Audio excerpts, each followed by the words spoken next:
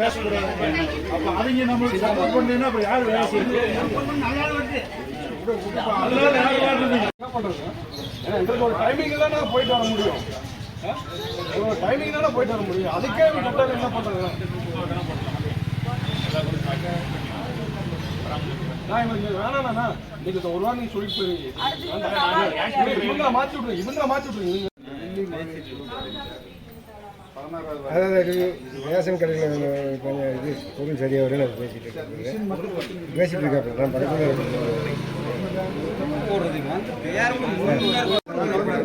பக்கத்தில் அதுக்கே கடையுமே மாற்ற மாட்டேங்கிறாங்க. இது வந்து தொடர்ந்து வந்து சார் எல்லாமே பண்ணியாச்சுங்க சார். அவங்க ஸ்டெப் எடுக்க மாட்டேங்க.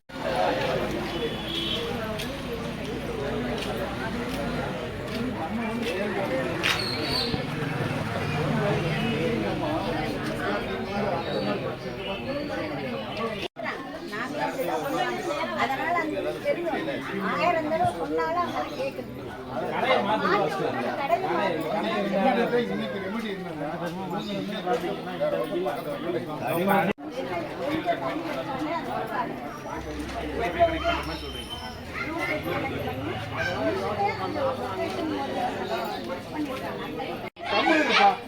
நீ கம்முனு இருப்பா.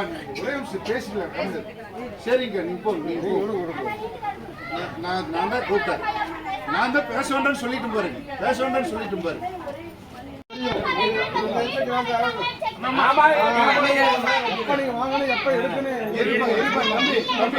எல்லாம் காப்பாற்று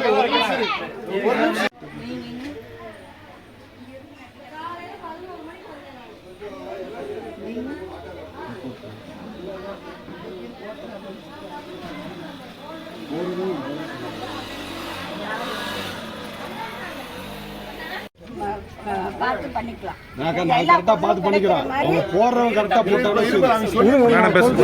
இனிமேல் வந்துட்டு இது புதுவிதமான ஒரு மெத்தட் வருது. அதனால நீங்க சொல்ற புகாரெல்லாம் இனிமேல் வராது. என்னன்னா எவ்வளவு வெயிட் வச்சா அதுக்கு மட்டும்தான் பில்லு வர்ற மாதிரி இப்பெல்லாம் கொண்டு வந்துட்டு இருக்காங்க. அதுதான் இந்த மிஷின் ப்ராப்ளம். இப்போ அது ரெடி பண்ணிட்டு இருக்காங்க. மிஷின்ல அந்த தெராஸ்ல வந்து 5 கிலோ அரிசி வச்சா அந்த 5 கிலோக்கு மட்டும்தான் பில்லு வரும். வேற என்ன நம்ம பண்ணினாலும் அது பில்லு வராது. அதனால நீங்களும் ஆனால் கண்டிப்பாக இந்த 10 நாள் ஆனால் கலெக்டர் ஆர்டர் வாங்கிட்டு தான் பண்ணணும். அதுக்குன்னு சில நடைமுறை இருக்குது.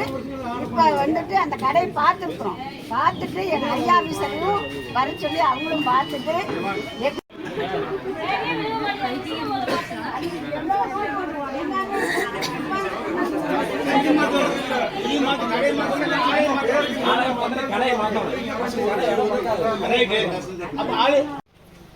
கொஞ்சம் பாருங்க.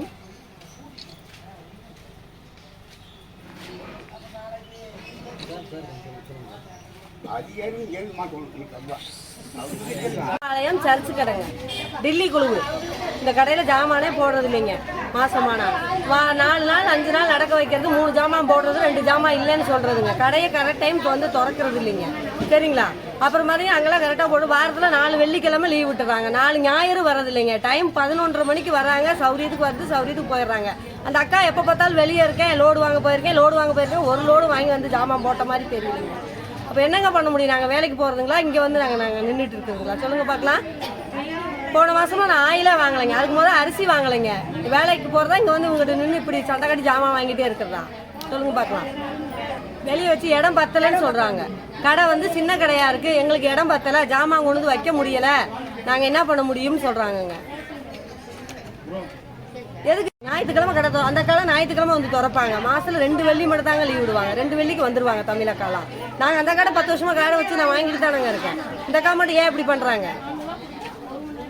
இந்த கடையிலேருந்து 50 கார்டு அந்த கடைக்கு மாற்றியாச்சுங்க. எங்கள் அம்மா கடையை நான் மாற்றி விட்டு நானே இந்த மாதத்தோட ஜாமான் க்ளோஸ் பண்ணிட்டு வாங்கிடலாம் மாற்றிடலாம் சார். அதேமாரி சொன்னால் என்னக்கா சொல்கிறாங்க?